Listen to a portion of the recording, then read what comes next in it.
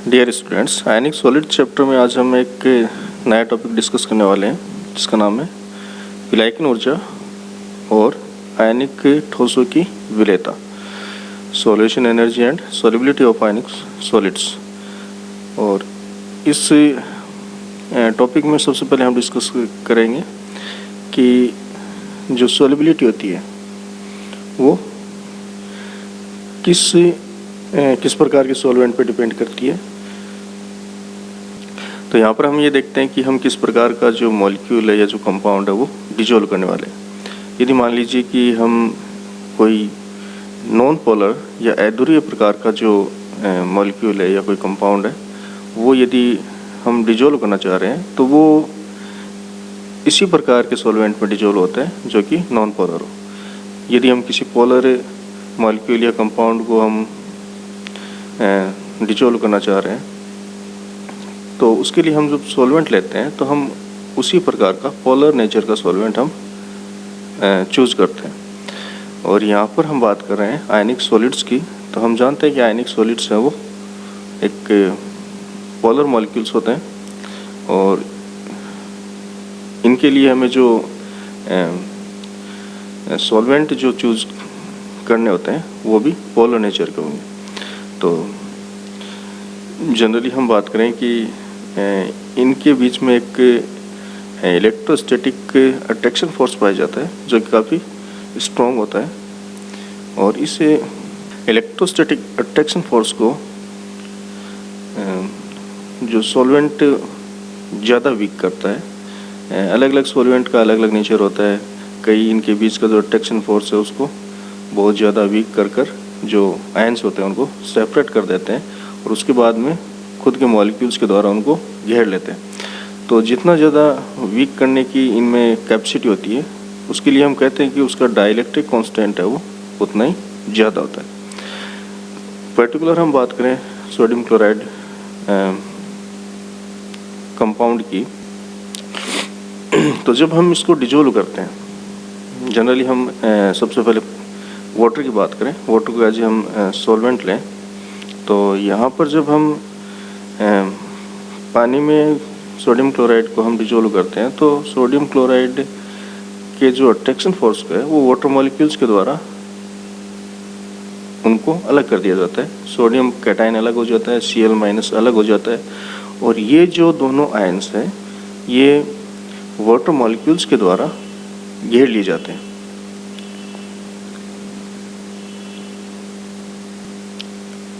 इसको हम ऐसे भी कह सकते हैं कि जब जो आयंस होते हैं उनको जब वाटर मॉलिक्यूल या जल के अणुओं के द्वारा घेरा जाता है, एक लेयर बनाई जाती है चारों तरफ, आयन की चारों तरफ, तो उसको हम हाइड्रेशन भी कह सकते हैं क्योंकि यहाँ पर जल काम में ले रहे हैं तो इसको हम जल योजन कहते हैं।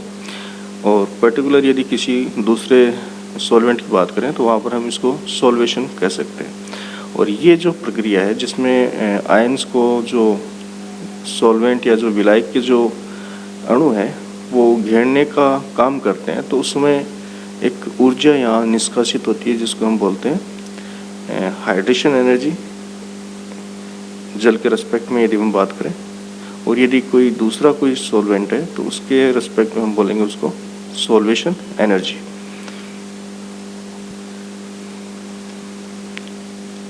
अब हम यहाँ पर जो हाइड्रोजन फ्लोराइड है इसको हम जब वाटर के साथ कंपेयर करते हैं हम देखते हैं कि जब हम सोडियम क्लोराइड को वाटर में डिजोल्व करते हैं तो वो इजीली डिजोल्व हो जाता है।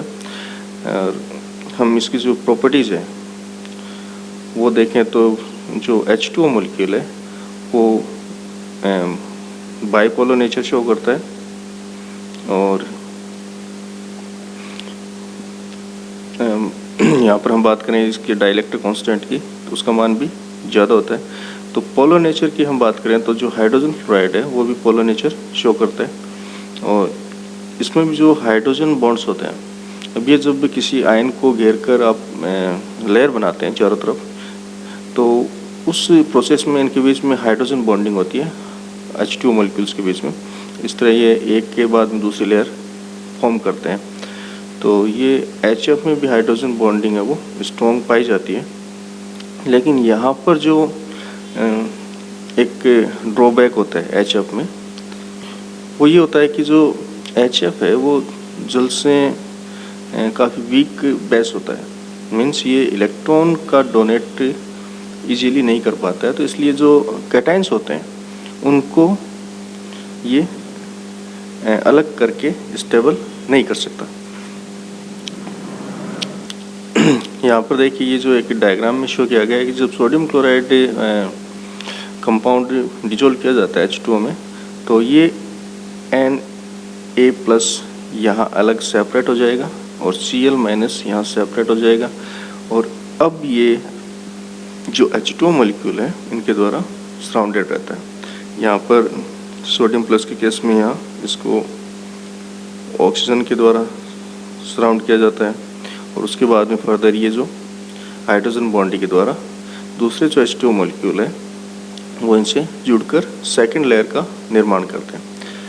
Cl- के रेस्पेक्ट में बात करें तो ये हाइड्रोजन के द्वारा सराउंडेड रहता है, और उसके बाद में जो सेकंड मॉलिक्यूल H2O का, वो उसका हाइड्रोजन पहले वाले मॉलिक्यूल के ऑक्सीजन के साथ में हाइड्रोजन बॉन्डिंग बनाकर सेकंड लेयर का फॉर्मेशन करता है।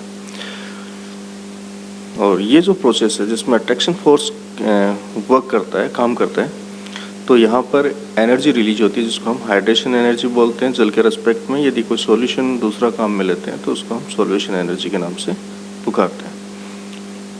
डिफरेंट आयंस के बीच में यदि हम कंपैरिजन की बात करें, एक तुलना की बात करें कि कौन सा आयन है वो ज़्यादा जलीयोजन ऊर्जा ज़्यादा देगा या कौन सा आयन है वो कंपैरेटिवली कम देता है, तो इसके लिए एक सिंपल सा कंसेप्ट होता है कि जिसकी साइज़ जितनी ज़्यादा छोटी होगी, जो भी आयन है उसकी यदि साइज़ है वो जितनी ज़्यादा छोटी होगी, उसके द्वारा मुक्त की गई ऊर्जा जो जलीयोजन ऊर्जा है उसका मान हमेशा अधिक होता है।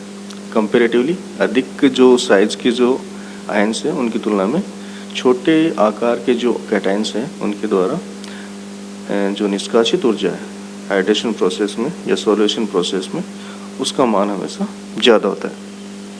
इसको जनरली हम बॉन्ड हैबिट साइकिल के फॉर्म में भी शो कर सकते हैं, जिसको हमने पिछले वीडियोस में 2 बार डिस्कस किया था। एक पीरियोडिक प्रॉपर्टीज में और एक अभी जो आयनिक सॉलिड जो चैप्टर पढ़ रहे थे उसमें भी एक जगह इसको डिस्कस किया था। यहाँ पर हमने जालक ऊर्जा के निर्धारण में इसको स्टडी किया था। अब हम बात करें कि जो सिंपल जो एक प्रोसेस यहाँ शो की गई है जिसमें जो कंपाउंड है, आयनिक कंपाउंड है जो एक सॉलिड स्टेट में, और ये आयनिक कंपाउंड है ये फर्दर जब इसको तोड़ा जाता है इसके जो आयन्स हैं उनमें, और इसके बाद में जो हाइड्रेशन प्रोसेस मान लीजिए, या हम सॉल्यूशन प्रोसेस भी कह सकते हैं, जिसमें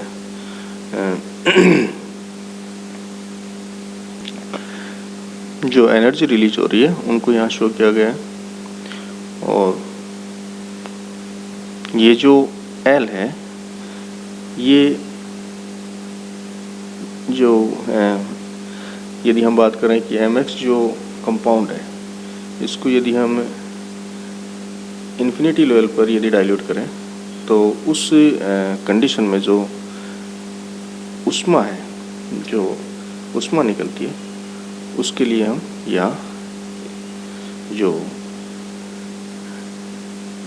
उस उष्मा को हम L से यहाँ डिनोट कर रहे हैं। तो हमने देखा था कि ये जो साइक्लिक प्रोसेस है और इसमें जो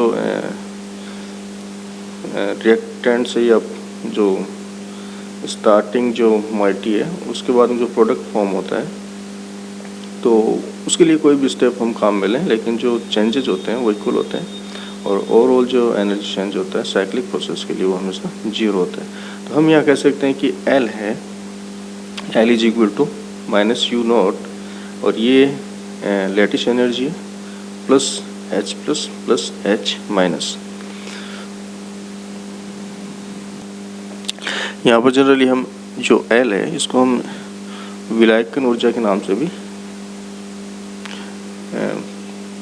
विलायकन ऊर्जा भी कह सकते हैं। तो यहाँ पर जो ये इक्वेशन बनी है इसमें हम कह सकते हैं कि जो विलायकन ऊर्जा है ये डिपेंड करती है क्रिस्टल की जालक ऊर्जा उस पर, और जो आयन्स हैं उनकी विलायकन ऊर्जा पर।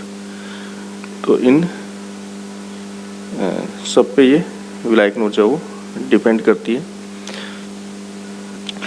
और जनरली हम बात करें कि जो सॉल्यूशन की जो प्रोसेस होती है उसमें सॉल्यूशन के बाद में जो एनर्जी रिलीज होती है उसके लिए हम कह सकते हैं कि जो जनरली जो सॉल्यूशन प्रोसेस है वो एक्जियोथर्मिक नेचर की होती है। और इस प्रोसेस में चूँकि एनर्जी रिलीज हो रही है तो जो सिस्टम का जो टेम्परेचर है वो हमेशा बढ़ता है। Thank you students.